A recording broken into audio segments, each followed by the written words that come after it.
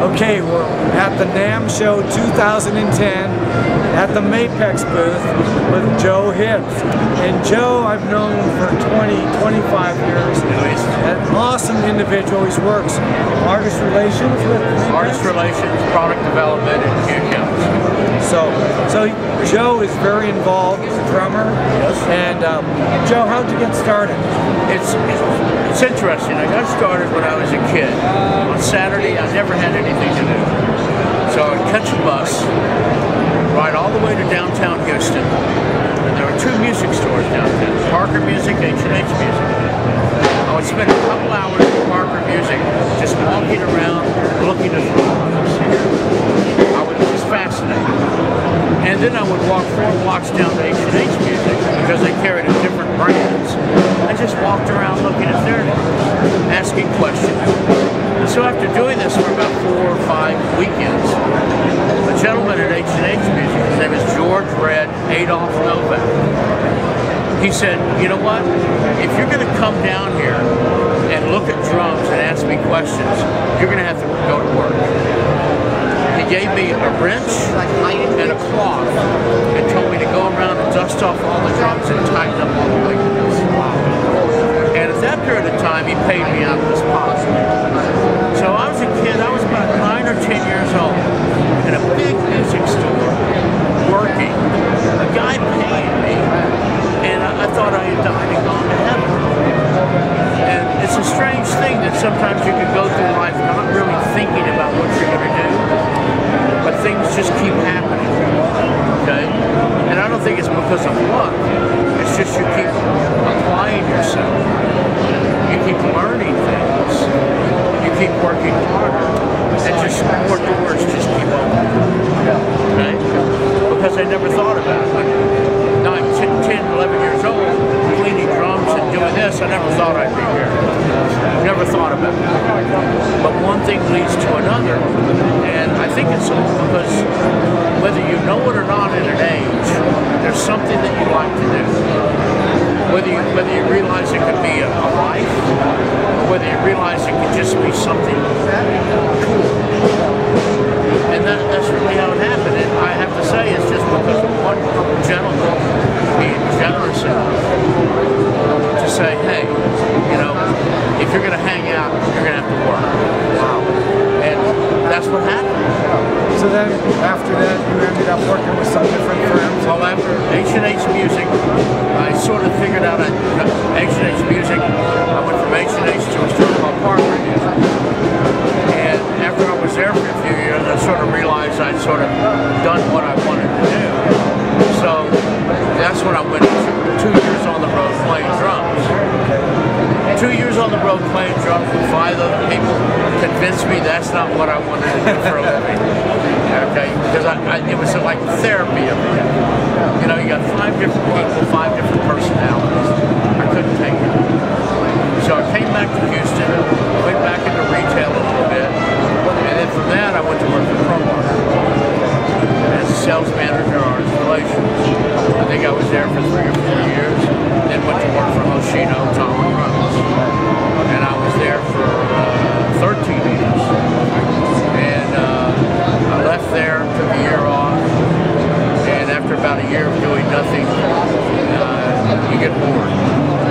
And then after that, I went to work for an English company called Premier Drums.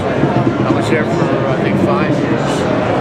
And then these people approached me, Mapex, KHS, and I've been with them since 2003. Great. And I would have to say, again, all because of one person's generosity. Just to say, hey, get to work. So really, if right now, if you're 12, 13, 14, 15, 16, and you're playing drums in a school band or a rock band, and you're taking lessons, there's huge opportunities depending on what happens. There's huge opportunities if you go into it with the spirit, if you go into it with the spirit of giving and not just wanting to take. You know, I mean, yourself, you're an owner of a business, and I have a feeling you're probably that same personality. If there was a regular of yours that came in and you had a good feeling about him, and he was willing to really want to learn, you'd probably find a way to make that kind of opportunity. Absolutely. Because you felt strong about this person's desire to where you go, you know, this would probably help him out and so on. Now what, some of the newer artists you're working with artist relations? Well, artist relations, I mean, for Mapex, we try to be all things to all people. We try to get as many different playing styles and as many different kinds of music as we can. I mean, from a hard rock or a metal thing, I mean, we deal with Chris Adam from Lamb of God. Now, that's an interesting story because I actually used to do it with Chris when I was in Premiere.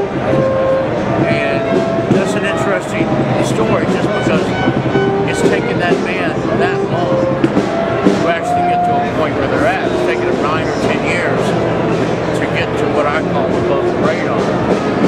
Okay? So artist relations isn't too much anymore about picking up someone and automatically it's a big deal. Artist relations is almost like having a new member of the family, and it's over years that their power and their ability to support and help the brand really starts increasing. And you've got to be willing to invest in it. And from their side, they've got to be willing to be patient to see how that deal gets better and better and better as their position gets better. It's like a growing relationship. It's a growing relationship. And some people, unfortunately, expect everything at once and expect everything right now and up front. The only problem with that is there's no place to grow. Okay? And I think all of us in A&R, I think all of us have to be a little bit more careful about what we do. Because A&R, artist relations and having to deal with it should be a privilege. It should be something that's expected. Okay? Because there is a lot of expectations from both sides. And as both sides grow with each other, it becomes stable. Right. And it should be a benefit that gets bigger and bigger and bigger for both sides. Right. That's and over the years, Joe's worked with a lot of people, like hundreds of different artists, and it's all about building relationships. Right. That's maybe a best lesson. If, you know, let's say your band does get successful. You know, it's step by step getting that artist relations built. Well, in life, it's about relationships. Whether it's about artist relations, whether it's about a customer being a customer of the store, whether it's about a store owner having a relationship with a manufacturer supplier. It really is about that relationship and making that relationship benefit everybody. And that's really good advice for not even music, but anything you're going to do in life. Developing those relationships. Well, Joe, awesome. Time for it. Awesome. Thank you very much. Once again, Joe Hibbs at the NAMM Show 2010.